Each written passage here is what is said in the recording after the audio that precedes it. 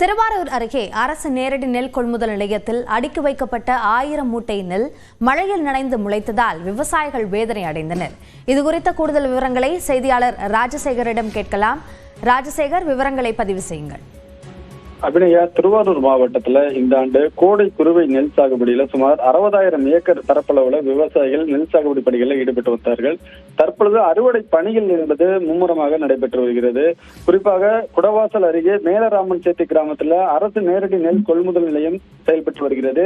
இந்த நேரடி நெல் கொள்முதல் நிலையத்தில் மேலராமன் சேத்தி கிராமத்தை சுற்றியுள்ள வெள்ள மண்டபம், பிளாவடி, கண்டிதமாணிக்கம், சீதக்கமங்கலம் உள்ளிட்ட பல்வேறு கிராமங்களைச் சேர்ந்த விவசாயிகள் தாங்கள் அறுவடை செய்த நெல் மூட்டைகளை விற்பனை செய்வதற்காக இந்த மேலராமன் சேத்தி கிராமத்தில் உள்ள அரசு நேரடி நெல் கொள்முதல் நிலையத்தில் நெல் மூட்டைகளை அடுக்கி வைத்திருந்திருக்கிறார்கள்.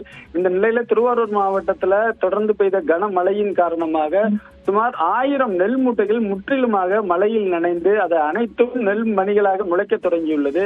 இதனால் விவசாயிகள் மிக பெரிய அளவுல வேதனை அடைந்திருக்காங்க.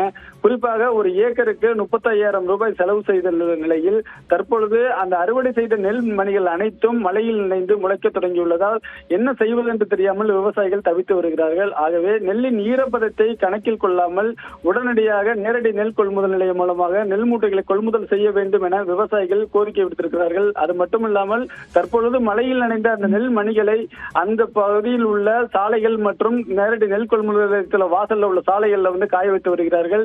முழுவதுமாக அந்த நெல் மூட்டைகள் அனைத்தும் பாதிக்கப்பட்டிருப்பதால் விவசாயிகள் மிகுந்த வேதனை அடைந்திருக்கிறார்கள். அபிநயா, விரிவான விவரங்களுக்கு நன்றி ராஜசேகர்.